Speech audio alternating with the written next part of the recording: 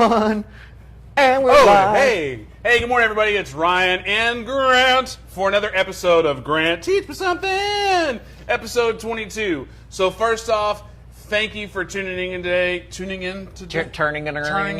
Another episode 22 of Grant Teach Me Something, which we are now talking about Selling notes. How you gonna sell them notes? Did you say salad notes? Salad notes, yeah. Like it's got a note of salad in it. Anyway, let's get to it. I like having notes, right? I like creating notes. That's my main strategy. That's one of the things that you'll hear me talk about a lot is seller financing. How are we going to create these mortgages for people, put them into a long-term plan for ourselves? But one of the things that not everybody really understands about this world is that you are somewhat liquid. One of the fears that people have when they get into a long-term mortgage, whether you are a private lender lending money to investors like us, or you are an investor like us lending money to an owner-occupant, you do have the way to cash out. Before we get too far, can we break it down like just Ryan is a complete idiot? Sure. What is a note? A note. So a note is going to be your mortgage, right? Basically, any kind of mortgage on a property is going to be the simplest form of it. Essentially, anytime that you're creating a lending scenario where you say, hey, I'm going to pay you back at 8% over 10 years or whatever, whatever the terms are, that's going to be your note. So the reason why I broadened that out to say even if you're a private lender lending to investors, or if you're an investor lending with like seller financed mortgages, it all is the same thing. It's a note. It's saying I'm going to give you X amount of dollars and you're going to give me interest and payments in return. So it's the paper. The paper, right? And the paper we can use to kind of broadly describe, hey, there's a note. There's also going to be an instrument that says, hey, if you don't pay me the money that you say you're going to pay me from the moat, because we're in Renaissance times, then I get to foreclose on you and get this property back, right? So we do want to have good paper. Also, when you hear people in talking about selling notes saying, hey, we got to have good paper, they're also talking about an even broader spectrum of stuff. Hey, when you're going to sell a house to an owner occupant, and I'm going to kind of steer the conversation from this point forward. I've addressed the fact, hey, this also applies to a private lender lending to an investor, but I'm going to kind of steer the conversation into the direction for the remainder of the day of we are an investor selling a house with owner financing, creating a mortgage that way. When you hear people refer to having good paper in that context, part of what we're referring to... Do we not have audio?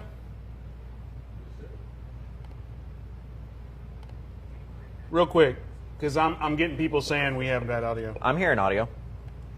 Do we not have audio? I got audio. We got audio. Cantrell, sorry, you need to turn your computer up. There's a mute button?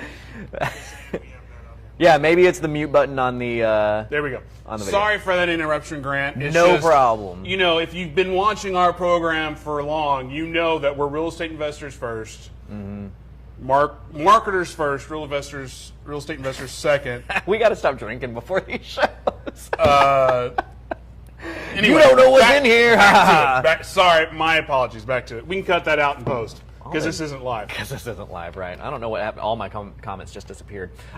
Anyway, so yeah, I'm going to steer the conversation in the way of, hey, we are a real estate investor selling a house with seller financing to somebody, right? Holding the mortgage with them. When we start talking about having good paper in that way, not only does it mean, hey, this was closed through an attorney. We've got actual documents that are saying, look, we've got a note. A deed of trust is the document I was talking about earlier that says, hey, if they don't pay the note like they're supposed to, you get to foreclose on them. But also sending them through an RMLO, having proper Dodd-Frank compliance is going to be part of good paper whenever you're selling a note to somebody. So let's jump in and kind of talk about why you might want to sell the note and what benefits that might be to you. So again, you hear me all the time talking about the long-term benefits of having seller-financed mortgages. It's all about cash flow. My company's name is CreativeCashFlow.com. Subtle plug. So it's all about the cash flow. It's all about making sure that we've got that long-term income coming in for us. But in a lot of ways, well, I shouldn't say in a lot of ways. I'll say it this way. I talk a lot about today money versus tomorrow money. I'm a big proponent of tomorrow money. I want you to have that money that's coming in long term, but tomorrow money doesn't pay you groceries. You can't, or pay your groceries. You can't, go to your car payment and say, hey, do you know how much I'm worth? And then they accept that as your car payment. That's not how it works, right? You've got to have today money and tomorrow money. There has to be a good mixture, and that's one of the reasons why I always encourage you to have a bat belt. That's what I call it. You've got to have different tools for different situations. A lot of times people might get distracted or detracted from doing a seller financed mortgage because they're saying, look, Grant, you're talking about having income over 20 years, 30 years, blah, blah, blah, blah, blah. I need cash now. It's my money and I need it now. Call J.G. Wentworth. 877-CASH-NOW. Why are you giving somebody else a plug? Subtle plug for J.G. Wentworth. So what happens is you may have properties that have some equity in them, okay? You might owe a lender $50,000, but your buyer owes you $90,000. That not only is going to be what affects your net worth, but that's your little piggy bank. If you ever need some today money, you have the ability to go out and sell that note and liquidate and make some money right then and there. I do that every so once in a while. I also have a model based entirely around creating owner-financed mortgages and then selling the note. And we might get into that. Actually, I'm going to say note model. I'm going to get back to that at the end of this. But when you're selling your note, this is what it's going to look like, okay? You're going to have a mortgage with your buyer. You've fixed up a house. You sell the house to an owner-occupant. They give you a 10% down payment, which is a nice bump into your pocket, right? You get, let's say, a $100,000 house, because I'm stupid. I don't like doing hard percentages. Let's say you get a 10% down payment. I just want to point out, if you live in DFW and you find a $100,000 house, good on you. Right? Yeah. They're there. Do you want them is the question. So, $100,000 house, you get a 10% down payment. That's $10,000 right there, right? Now, I know a lot of you guys out there are doing wholesale deals for $10,000 or less. Well, the beauty of the owner financing note is that, hey, you got $10,000 up front and you're getting a few $100s every month in cash flow. Because you have a $90,000 note. You got a $90,000 note with them. So they might be paying you $90,000, right? You're going to be getting a payment of, let's say, $750 a month, and you're paying your lender $400 a month. So you've got $350 coming in every month in cash flow. But let's say 6 months from now, you decide, you know what, I could really use some cash, right? And it sucks, I'm sitting here, yeah, okay, I'm getting $350 a month, but man, I really wish I could capture that $40,000, that lump sum that's in between what this guy owes me and what I owe my bank. That's where the note sale comes into play, and that's how we're going to talk about note sales today. So the topics that I want to go over today, A, we just kind of got out of the way of what a note sale is. B, I want to discuss how those discounts work. From a technical standpoint, when you're selling that note, what should you expect to sell that note for, okay? Because you are going to have to sell it at a discount if you're liquidating. And then we're going to touch on some kind of creative ways to go about creating this kind of stuff. We've got some time. Kristen Gerst brought up a really good model on Monday night about creating a couple notes, selling one, keeping the other. We'll address that too, just so that gets in front of people as well. So let's go over to our wonderful Vanna White whiteboard. And while we do that, I just want to say, I know there's some audio issues, but I think there's also some Facebook issues. So, it is what it is. Facebook hates us. Yeah, because I think Facebook's not letting us see comments right even now. Comments aren't even pulling up. So, yeah. Keep the love coming. Take your right headphone out if it's only coming out of the left. It is what it is. Sure. Yeah, I think Facebook is messing with us. Okay. Facebook loves us. They love the people that pay for their product. No kidding, right? Okay, so let's run some numbers here, because as you guys know, I'm a number-centric guy. When you come to the Grant Teach Me Somethings, you should expect to get real and actionable information. What we talk about on Wednesdays is going to be the real deal. What we talk about on Wednesdays, we're not skirting. This is not motivational. I'm not here to make you feel good about doing real estate. I'm here to let you know how real estate works. Unlike every other day here, we're just here to, Well, no, I'm comparing to other podcasts. That's how Propelio rolls in general. Okay, so let's use that example that I was hitting out a second ago. So we've got a $90,000 mortgage to our end buyer, okay? That's the person who bought the property from us. We're going to sell it to them at 9.5% interest for 30 years. That means that their payment to us is going to be $756 a month. How many years? 30 years. So you said $756. That's their payment to us. So this is a good mortgage for us. This is something that we like. Now, I'm going to take a little bit of an extreme example here in saying that we only owe 50 on it. I know that there's going to be tighter margins here, but that's one of those things where, hey, when we're learning a concept, one of the things I like to do is give you an extreme, okay? Because when you get the extreme, that helps you understand the concept without any of the complications. Once you understand that concept, then we can start introducing some complications in to where you can calculate things out, figure it out from there.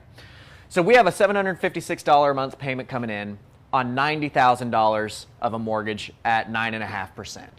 Okay? We got 10% down, which means that right up front, we get 10 grand in our pocket, which is pretty sweet. Now, we're going to pay some fees out of that. We might pay a realtor to have brought us a buyer or something like that. But typically, you're netting basically 4 to 7% of your down payment in your pocket.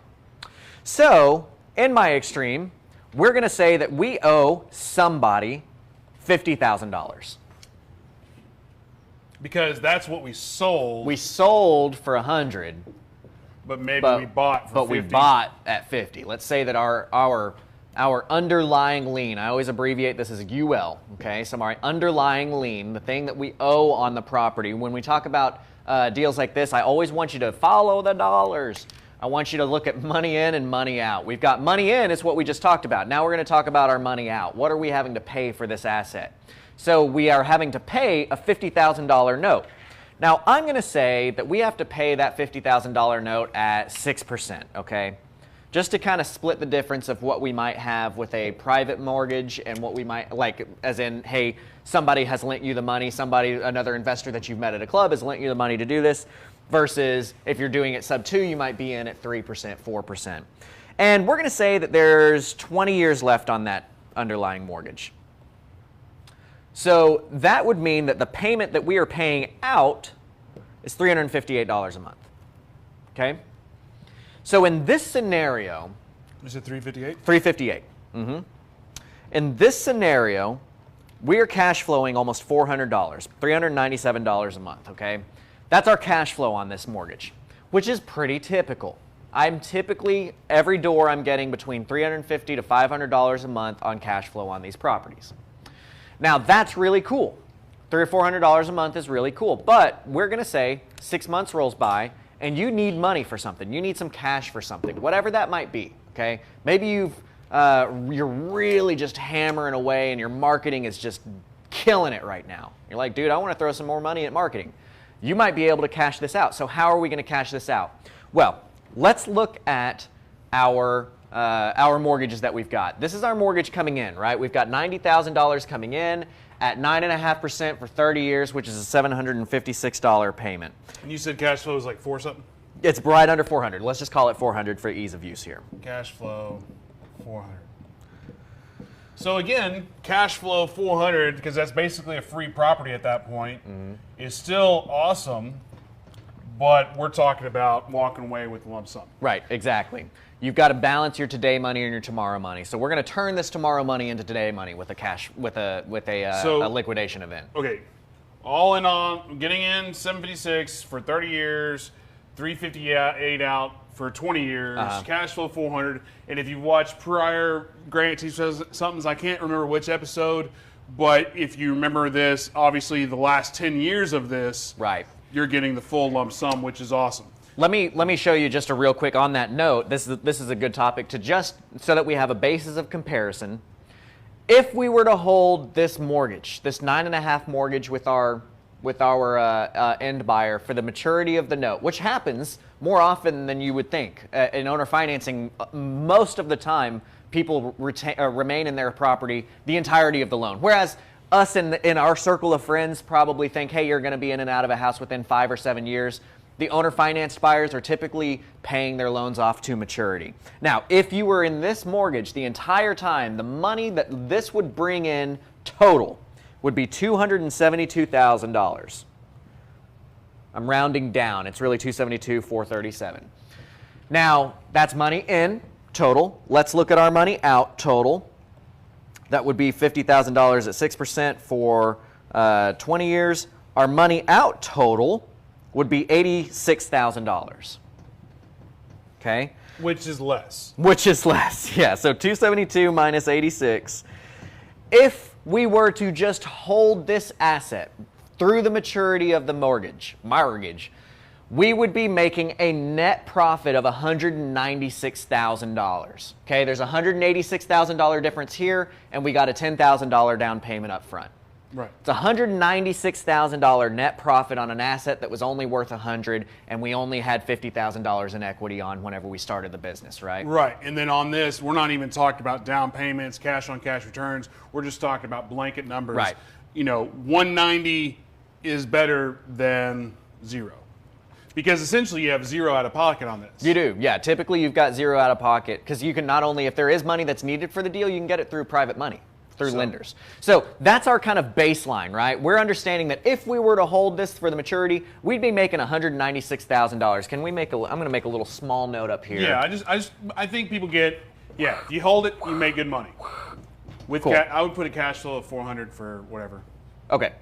And cash flow. I think if you don't know by now, I think everybody can agree the benefits of cash flow, period. Yeah. Obviously, over the length of this whole thing, Absolutely. You're going to make a shit ton of money.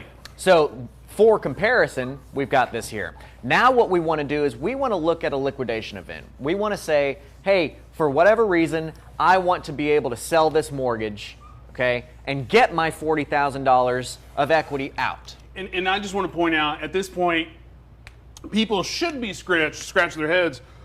Why would anybody get rid of that? Why would anybody get rid of that? Yeah. The reasons being is maybe there's a medical emergency. Maybe there's an appreciation wouldn't matter here. But maybe you want to go to Disneyland. Right. Maybe you got a hot new husband, a hot new wife, and you want to splurge on some jewelry. The reasons are, who cares? Right.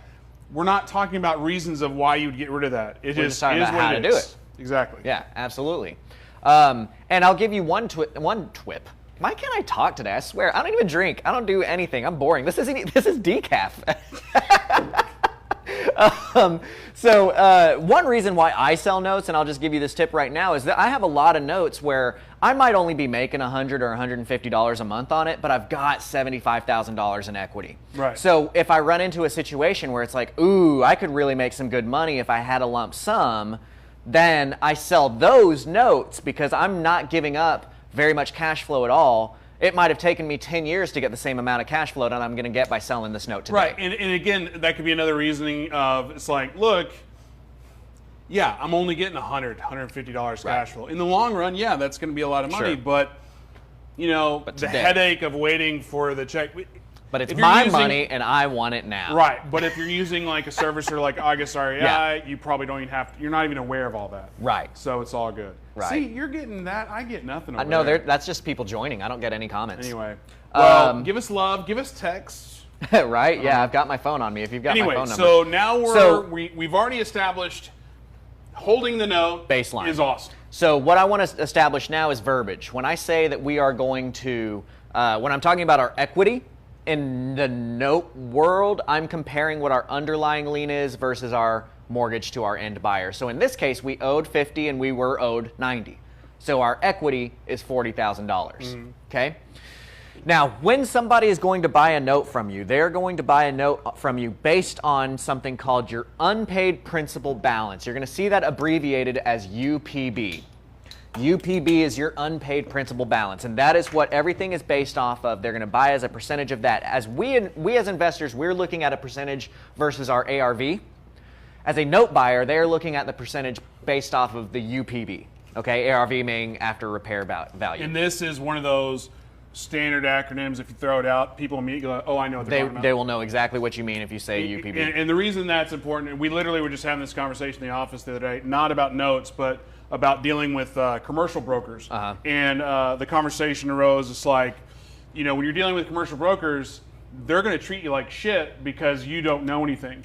But if you can come back at them with the proper verbiage and the proper, your numbers don't make sense, then they're like, oh, we're dealing with somebody real. Right. So we had a situation where easy math, the sale was $3 million. We're like, this should be not even close.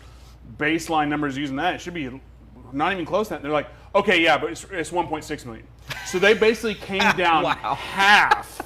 They came down $1.5 million just because you use the right verbiage. I need you to teach me some Well, negotiation. That's awesome. No. Well, the thing is, even at $1.5 million for that deal, Yeah, it was still too much. it's well, we don't know yet. We're still. They're just now sending us the actual documents on how to actually analyze and actually do your due diligence. Yeah, but my point there is, part of being a real estate investor is knowing the verbiage. Right. So UPB, unpaid principal balance.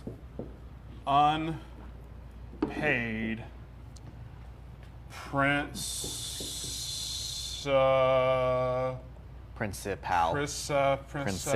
Principal Val. I know how to spell. It's comedic. Do it for comedy. Okay, so here's what we're... Travion, I'm going to throw you for a loop here. I'm going to make you do something that might be weird, but we're gonna make it work here. Can I get... Is this camera live over here? Yeah. Okay, I'm going to put something in front of this camera, and we're going to see if people can see it. I don't know if this is going to work or not. You should be able to see it right here. Well, I'm behind the... Do you want me to use that one? Wait, no. Okay. Oh, there you go. Can you see that? No. Yeah. Okay. You can come in a little bit more. This right here... Okay, good. Yeah, I can see the screen from here. Cool. This right here is an amortization schedule, okay? This is what an amortization schedule looks like, and I want you guys to burn this image into your memory. That red line is the percentage of interest being paid every month. That blue line is the percentage of principal being paid every month, and that green shaded area is the overall principal balance. Now, this is for our $90,000 note. What you can see right here at the bottom is you can see the terms. That's $90,000, 30 years, 12 payments a year, 9.5% interest. That's $756 a month. What I'm pointing out here is that when people are making their payments on a monthly basis, their first payment, look at that first payment, $756 payment. Interest alone is $712.50. Principal is only $44. Okay? So there is right there, that is the power. That is the power of interest. That's why we're doing this. Because we can't see comments, I'll ask a question. Is that an app? Is that a website? Is that proprietary? What is that? I use the calculator. It's called the 10B2 calculator. It's like $6 or $7 on the App Store, both iOS and Android. It's 10BII. That's the financial calculator that I'm always in. When you look at your amortization schedule, you can hit share and it'll show you that. Stashia, can you remind us after this to drop a link for that?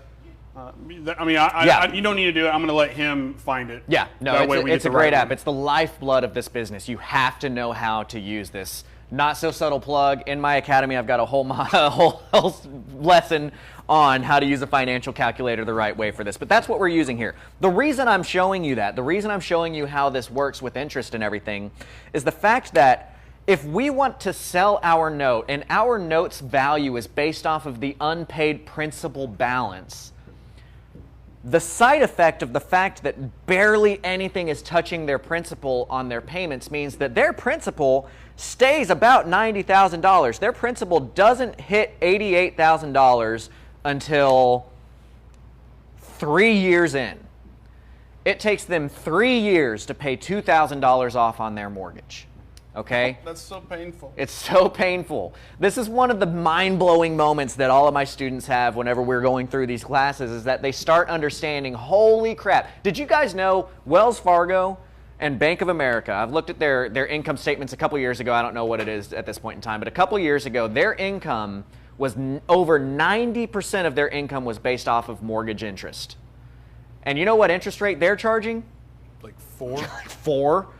We're charging 9.5%. So that means every Super Bowl commercial you've ever seen, every ATM you see placed, every branch you see, every employee that you're looking at, every corporate balance or corporate building that you see from those guys was paid for off of mortgages that they're charging 4% interest for. Don't you think that's a good business to be in?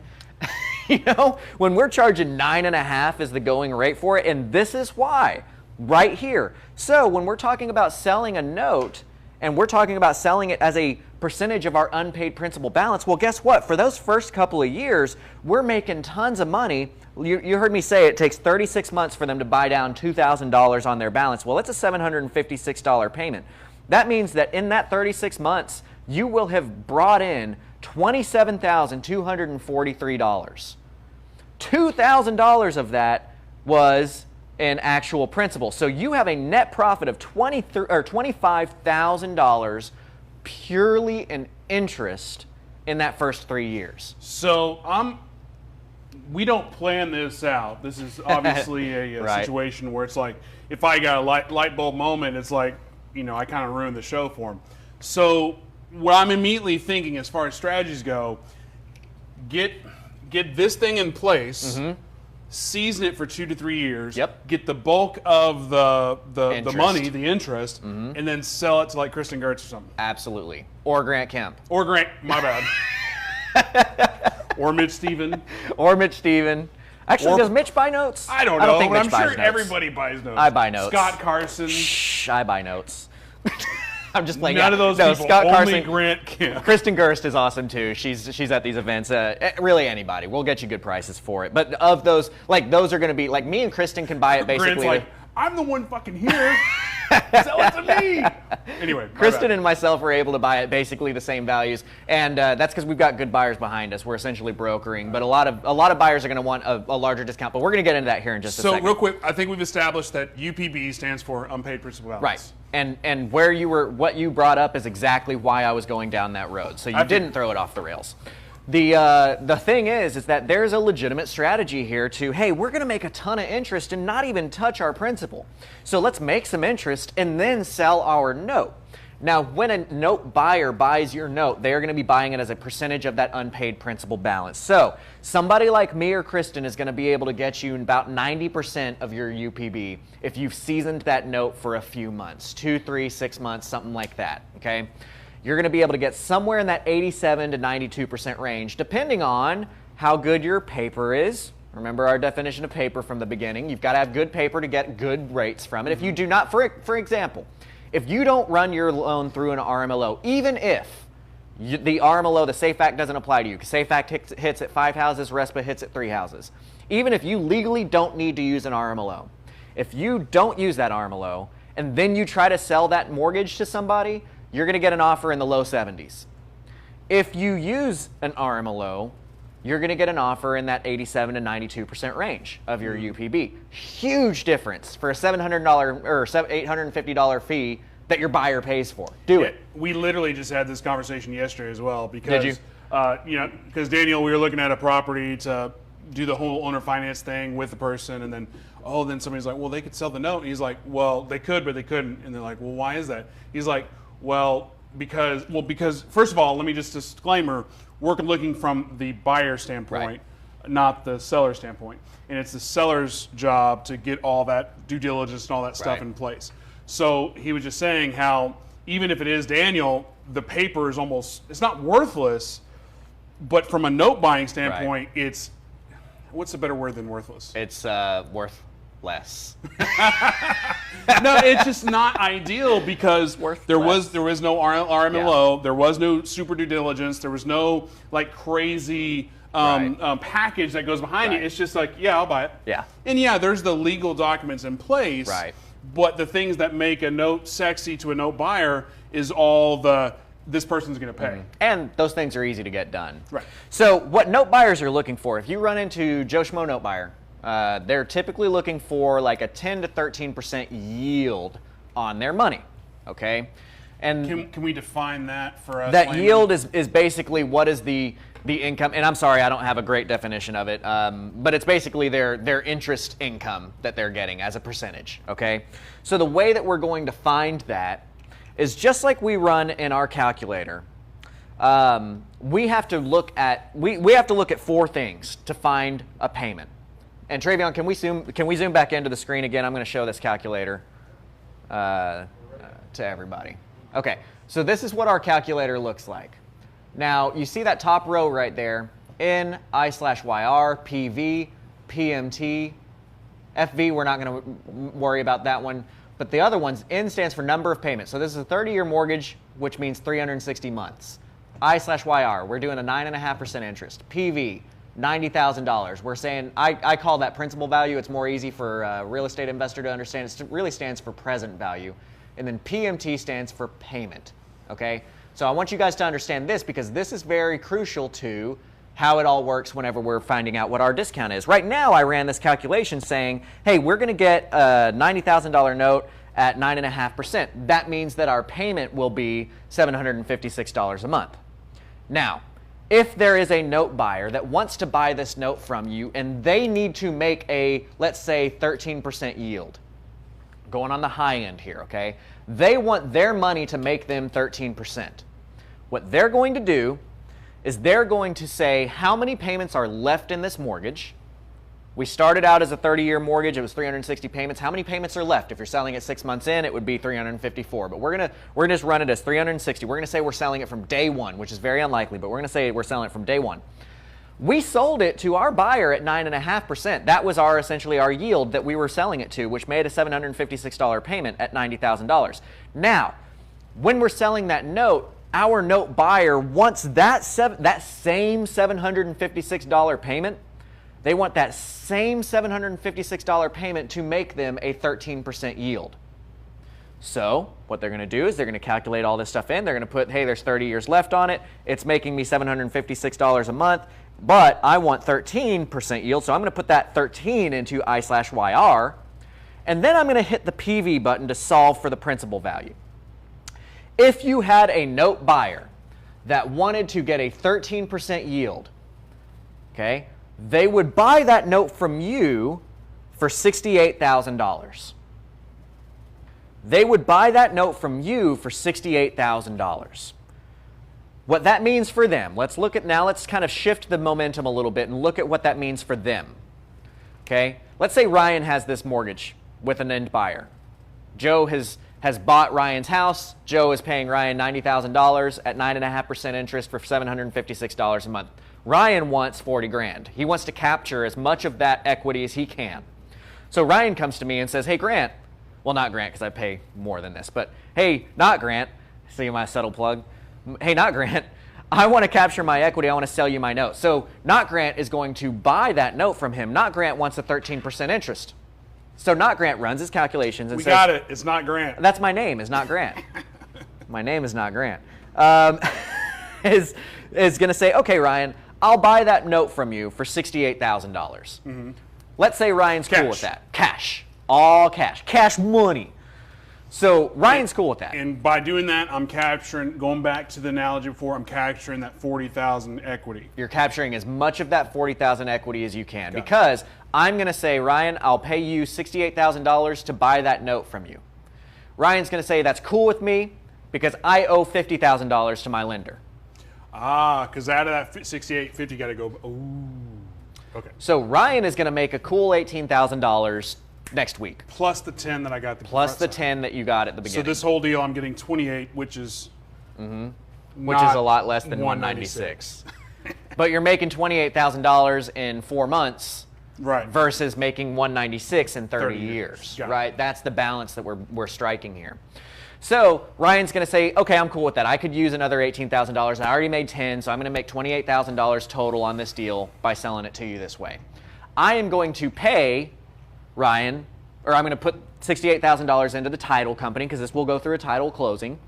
And then title is going to take 50 of that and pay off the lien that we talked about earlier and take 18 of that and give that to Ryan. Ryan has now profited $28,000. At that point in time, not Grant sends a note to the buyer. There's other paperwork that goes along with this, and I'm not going into super details on it, that essentially says, hey, you're no longer paying Ryan, you're now paying not Grant your $756 a month. And just to back up, just to keep it really grade school, 68 minus the 50 is 18. And the reason we got 28 is because we got that 10,000 at the down payment. Correct. Just throwing it out there. Perfect. My concentration's gone because my marker's leaking. Oh, no. Anyway, sorry. So at that point in time, Joe Schmo stops paying Ryan and starts sending his check to me every month, that $756, right? Because we're not changing his payment. His payment is a fixed rate mortgage. But his payment of $756 now is making me 13% because I paid $68,000 for it versus where it was making him 9.5% because it was for a $90,000 mortgage. Mm-hmm. That is right here. If I was buying that note from him, I might say, hey, I'll pay you $68,000 for your note, or I might say, I will buy your note from you for 76% of your UPB. Okay, $68,000 is 76% of $90,000. So that would be a 76% UPB purchase. Is that if it was still at the 90. Right. We're saying hypothetically that we're selling it from day one. But going back to what you were showing before, the first 2 years, right, 99.999% of the payments go towards the interest. So the reason the percentage of the UPB comes into play is, say there's $89,300 and you're offering 73% of the UPB, you're saying 73% of the whatever I just said, and that's where this number comes from. Right. Got it. Correct.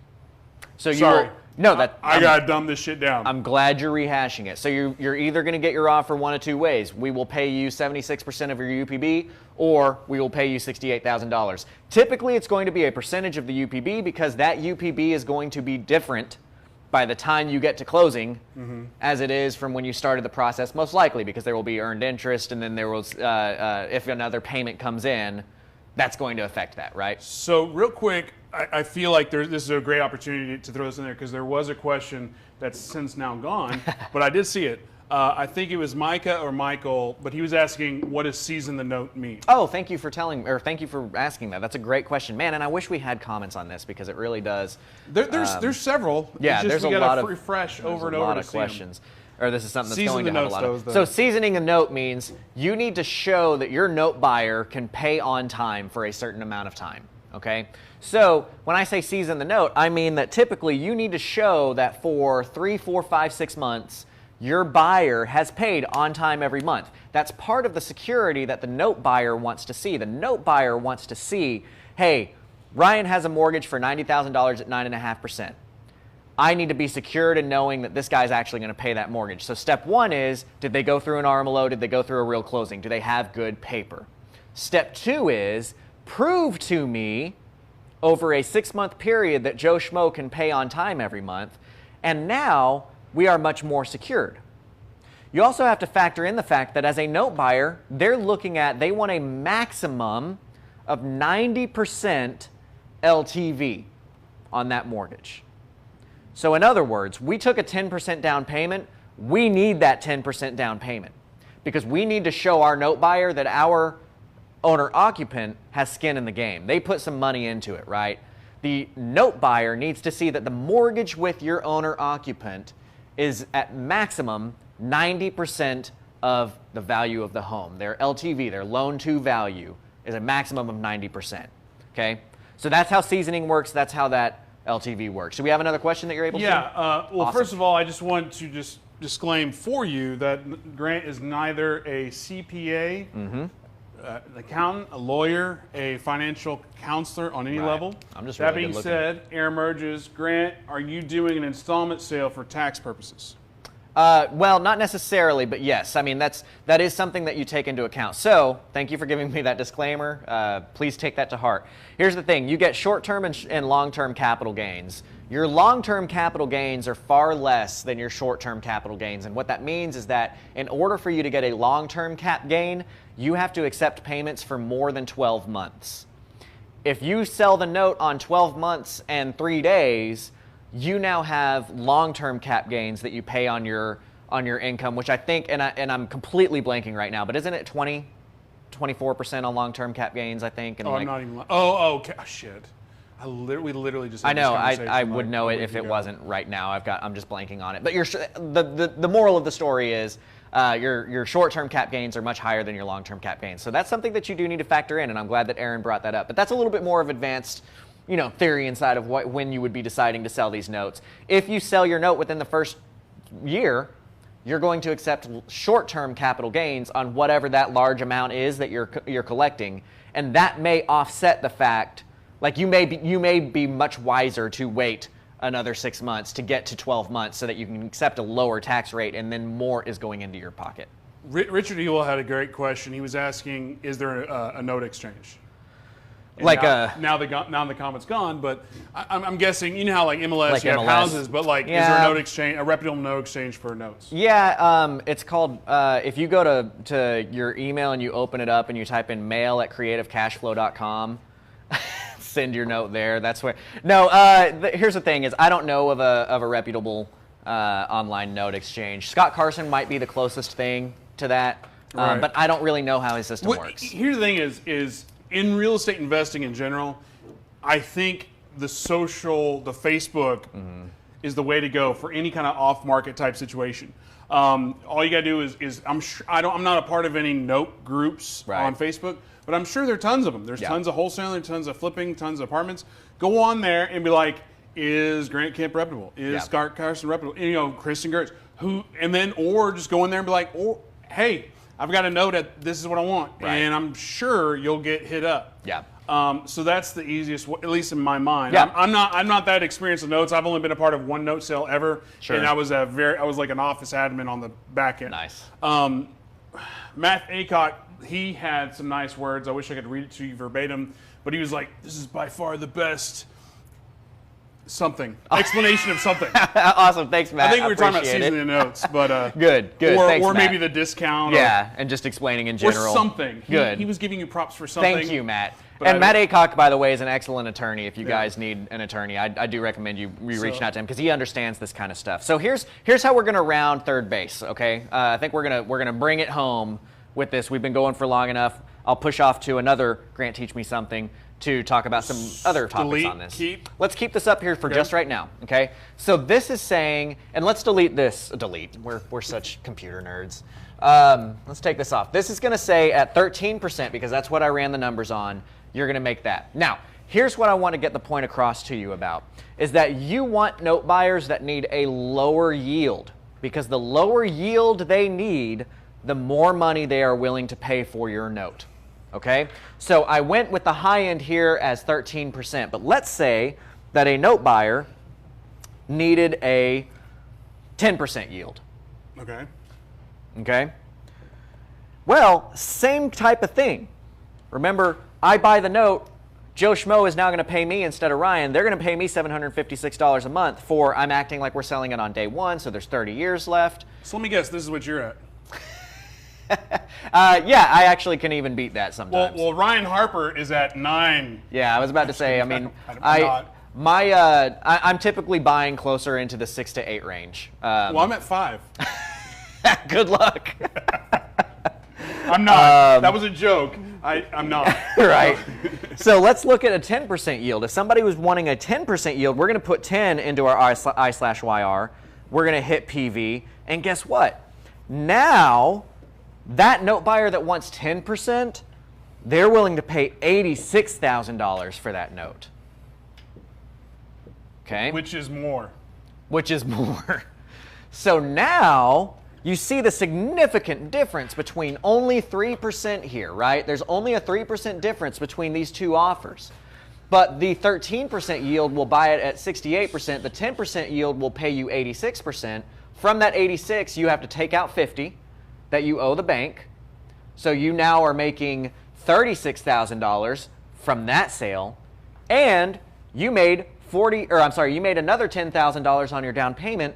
So you end up with a net profit of $46,000 with this. Which is more. I love it. Which is more, significantly more. This is why having a good note buyer is so important. Having a Kristen, having a Grant, having people that are able to have low yield buyers, because the Joe Schmo note buyer wants that 12, 13%. So if I'm a new note person, or I just did a refinance deal and I want to offload,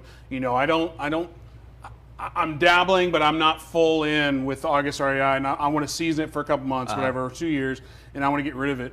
What's the right verbiage? It's like, hey, Grant, great, I have a note for you. What yield do you buy at? Mm-hmm. Is that the kind of questions? And then what percentage of UPB do you buy at? Is that the verbiage you would use in a conversation? Yeah, that's a good question. More when I'm talking to note buyers, the question I'm asking first and foremost is what kind of yield are they looking for? Because they should know that answer. They may not tell you your percentage of UPB because that might not matter. But how I would follow that up is, okay, somebody says, I want a 10% yield. And I can say, okay, well, if I was able to get you a 10% yield, are you able to buy your notes at 100% of the UPB? Because that's something that a lot of note buyers, just like we want to buy on a discount, even if they're hit, like say that you've got a 6% yield guy, he's still going to want a discount on that note. He might be buying it for 96% or 94% or something like that, just because that adds, that we should expect to take a discount on our notes. That should be expected, okay? So because it's expected, well, shoot, if they can make 10 or 12 on it, awesome, and still give you that. You know what I mean? So my first question is, what yield do you need? If they come at me with something like 8, I'm like, sweet, that's awesome. So if I can get you an 8 yield, are you able to buy at 100% of the UPB? Their response will likely be, if it's seasoned long enough, right? If it's got good seasoning and it's got good paper, I can give you 100%. Which is very, very unlikely. Typically in the market, what is good seasoning? Typically in the market, good seasoning is a year. Okay. Okay seasoning is 6 months. Okay. You're doing phenomenally if you find somebody that's going to buy that note from you from day one at any kind of reasonable rate. Right. Just because they don't. If you don't have a working relationship with the person, maybe they don't trust the paper. Because the whole point of seasoning is to establish security. The paper. Right. Prove the security. Yeah. You've got to secure that investment. So this is how that note sale is going to work. And again, you should expect, like I said at the beginning of this, you should expect to sell your note for somewhere between 86 and 92% of your UPB. But the only times that I've gotten 100% of my UPB or more is if that note has been seasoned for a couple, 3 years. If I season my notes for 2 or 3 years, I've got on-time payments, everything, then my note buyers are typically like, okay, cool, this is a pretty solid note, we're good to move forward with it, and they'll give us that large amount. But this is what we're looking at here. Now, there are some other cool ways that you can go about doing things that I'm not going to get into today. We'll save this for another week. But what you can do is you can sell partial notes. Okay, I'm throwing out some stuff that's going to be way over a lot of people's heads. I was gonna say something earlier, not just to be like, oh, look at me, but just to. Because, so say in this situation, you do have somebody who buys at 13%, and, maybe I don't know, but you could split this note up to where maybe you can have this guy and this guy, or this gal and this gal, and a little bit, whatever. yeah. Or you that's keep one, you keep the exactly. second. That's more common. So what would happen is that you've got a note for $90,000 at 9.5% in 30 years. You may choose to say, I will sell you the next 10 years worth of payments for X amount, right? That's basically how a partial works. So you sell them the next 10 years, and then in 10 years you start making payments again. Or, like Kristen's method, which is a very solid method as well, is instead of doing a $90,000 mortgage with them, you do a $75,000 mortgage and a $15,000 mortgage, a first and a second lien, and then sell that first lien. By selling that first lien, you should get enough to pay off your underlying mortgage, and then you keep that second lien. You might make $150 a month, but you don't have any debt on it. And if that debt was from a private lender, well, guess what? You've now cashed them out, and you get to churn their money again and create a new note with another deal. So here's not to get too far and do too left field, but say I don't do the second lien method and I just do the first lien method or whatever, but maybe I'm only, and we talked about, believe it was 9.5%. That's what this note was. Can I sell only 8% of it and keep 1.5% in my pocket? That's a really good question, and I don't know the answer to that. You have stumped me. Grant, stump me. Because what you would need for that to work is you would need somebody who needs an 8 yield. And you would basically, as I see it, be bringing them in as a partner on the deal. But that's an interesting way to think about it that I haven't considered yet. So yeah, Grant stumped me to today. All right, well, I think there's a couple. I know there was let's one see if we can about refresh the this and get it. 10B2 calculator. I don't know if somebody was asking about that or wanted to define that. I know we will be dropping a link for what that is, but it's basically a financial calculator. Yeah, right? It's just a financial calculator. And it's 10BII is how you're going to spell that to get to it. Richard has a good great question. Yeah, non-performing is a different ball game. Yeah, non-performing, you will not get anywhere near these kinds of numbers. Non-performing is basically buying, you know how well, you may not know, Richard, and maybe I don't know either. But say I owe a debtor some money, hypothetically. And then that debtor is tired of calling me for that money. And then they sell that to somebody else for pennies on the dollar. And then they hypothetically call me.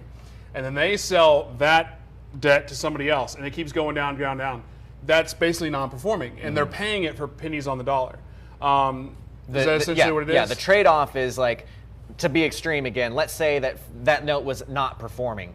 Well, you might get 30% of the UPB, just for throwing a number out there, or 30 to 50% of that UPB, and you're just done with it. Now, the new person is taking on all the hassle of the collections and foreclosure process and all that kind of stuff. So yeah, totally different ballgame with non-performing. That abbreviation is going to be NPN, non-performing notes. You'll see people asking for NPNs. Yeah, exactly. You know, the big risk of doing a second lien, like and again, we didn't get into it. We just kind of like, you know, softed it out there just to, hey, we know shit. Yeah, exactly. If there's a foreclosure, you get wiped out. But that's why that's why there's a risk in it, and you don't do it unless you are comfortable in doing that. Right. And I'm going to refresh yet again. I know, right? Oh man, I tried to scroll and it went away. Facebook loves it loves me again. Let me rush one more time. Russian Jaime. Grant, question it. If you have an NPV, okay, I'm actually not familiar with that one. I'm assuming that was a non-performing something. I don't know. And you foreclose. You as the note owner are only entitled to the unpaid balance, right? Anything over that goes to some of your fees, but may go to the clerk, of course, as an overage due to the original buyer. That is correct. So if you have a mortgage with somebody and they owe you $90,000 and they stop paying you and you foreclose on them and you go to the courthouse steps, at the courthouse steps, the auction occurs, and then somebody is willing to pay $100,000 for that property. Well, 90 goes to you, 3, 4, 5 goes to the attorneys for all the attorney's fees that are owed on that. But then that remaining 5 goes to the owner. Okay, that is a protection, at least in Texas, that occurs for the owner of the property in a foreclosure scenario. And Richard, going back to your question, yes, as the buyer, yes, you could look for a significant discount. That being said, you got to keep in mind that at some point the bank or whoever's the holding of the note, because it's non-performing, you have a real asset attached to it. So unlike in the scenario of Ryan hypothetically owing money on a credit card, where what are they going to do? Come after me and chop off a pinky? You know, they're not going to do that. But when you have a house attached, eventually they will foreclose and go through the legal process of getting their house back. So to be able to purchase a non-performing note, it has to be sweet enough to where people will sell it to you, but at the same time discounted enough to where you as a buyer are fully aware that once you get it, you have to go through the time, the effort, the hassle of kicking that person out of the house. Another strategy on top of that would be, once you have secured that non-performing note, go back into the homeowner, and this is, you know, again, I'm not a whatever, going back to that homeowner, renegotiate all the terms, make nice with them. They may like you because you're not a bank. And, you know, they may be full of shit, and 3 months later, you're back in the situation where you got to kick them out. So those are things you have to consider. Do you have any thoughts on that, what I just talked about? No. I'm sure they are all perfect. I'm trying to frantically refresh and read through and see if we can get, but I think that we've got stuff. So, so to profit, you got to buy an NPN probably under 50%, hopefully at a quarter. Yeah, you're basically in that 30 to 50% note range for non-performing notes. And I think that we've really addressed everything here. I just want to say, Matt has quite the ringing endorsement, and I'm very happy about that. Did you like that? Thank you, Matt.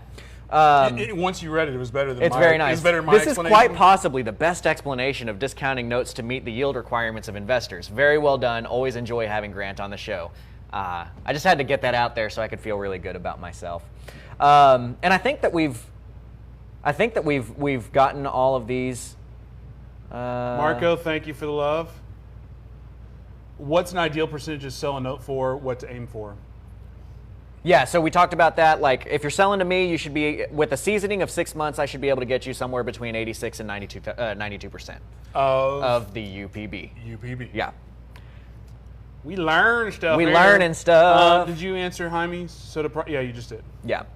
And I do appreciate there's apparently some good stuff going on back here with the video, people looking over the fence and stuff. Okay, well, cool. Well, I think that we've hammered away at some really cool stuff here today. We've taught a lot on how the note sales work. It's a topic that's really not that difficult once you really get it explained to you, but it's kind of that mysterious topic. I'm glad you said it like that, because real estate really is one of those things where it's not that difficult. It's just there's so many elements, there's so many bricks in the wall that it is next to impossible to learn all of them. But once you start bringing them in, you're like, holy shit. That's why Daniel's such a genius, because he just like consumes this stuff.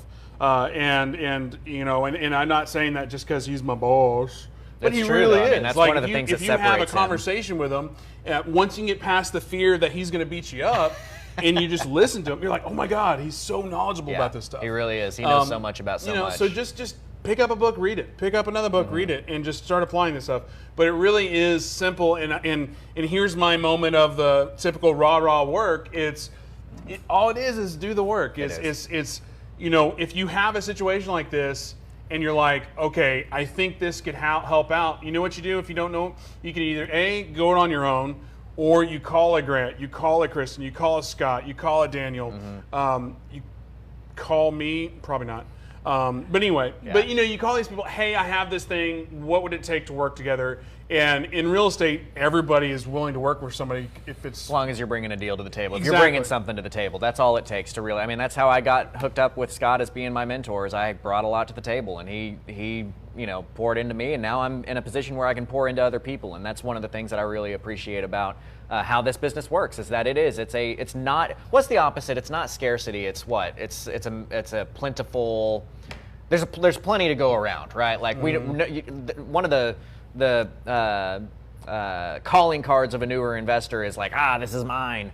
But it's not. Like, those of us that are at the top, it's very open. We're working with each other and getting things done. You know what, Richard? I like your idea. So if we've got 30-something people watching right now, if I can get every single one of y'all just to click share, you don't need to share it to a group. You don't need to share it to anything. Just click share to your wall.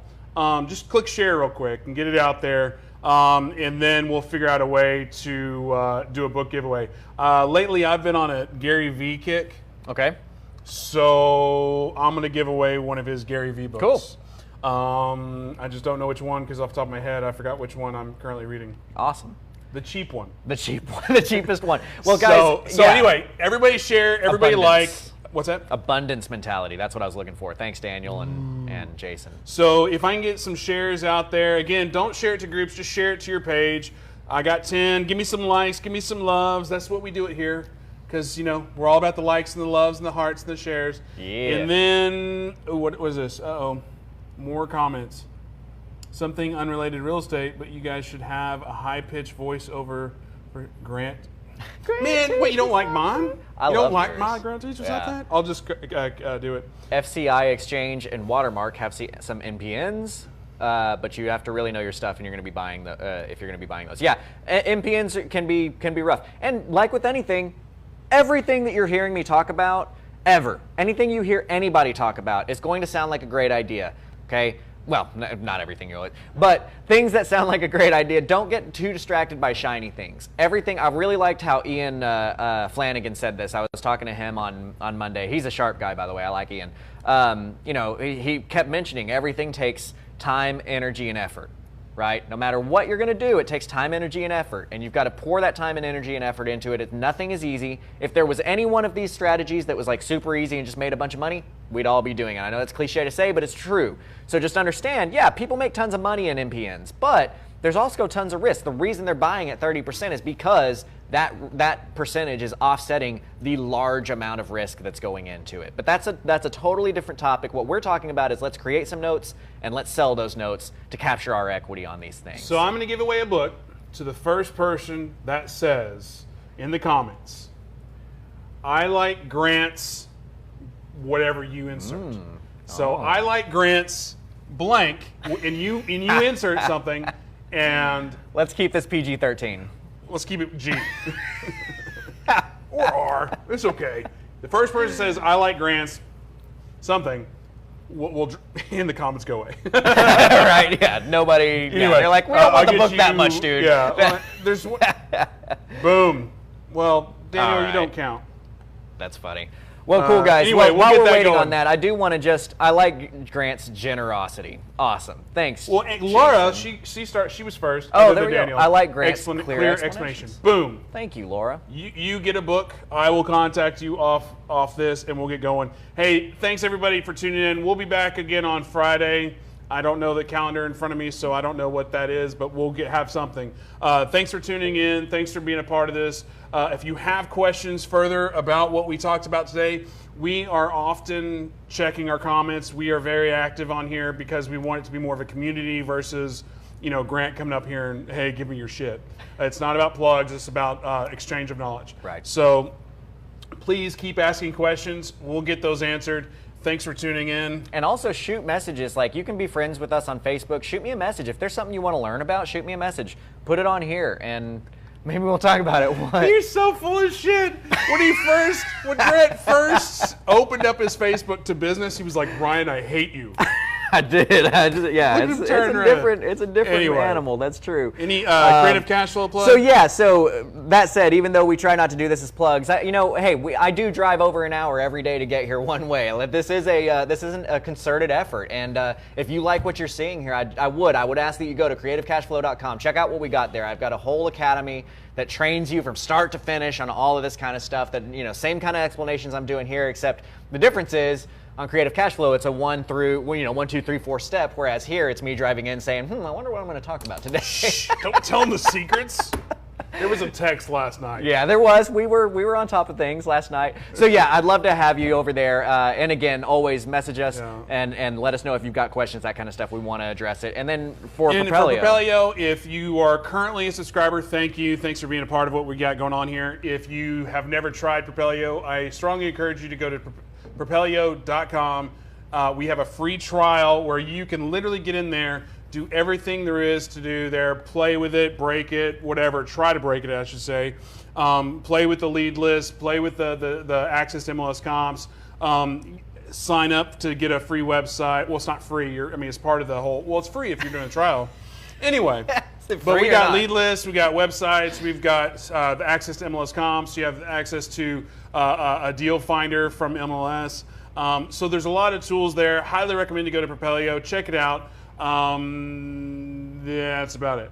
But and if you don't like Propelio now on Facebook, give us a like, and we'll see. Did I get it all? I think you got it all. Yeah. Do you have any events coming up or anything? Nah, I got a schedule. I'm already getting hit up. Like, hey, what's the next event? I'm like, oh. Well, hold on. Manuel says, am I invisible? That leads me to think that he might have said something that we missed. Manuel, did we miss something? Well, I am going to say, yeah, you're invisible. Sorry, man. Am I invisible? I like Grant's glasses, Roy. Yeah, I don't see anything Roy, from him. where were you wait. Monday, man? Anyway. Yeah, no, I don't see anything. Okay, well, I just pulled us right out of it. So let's pull right back into rearing this out. Anyway, we're out of here. All right, see you guys. Oh, slow-mo high five. All right.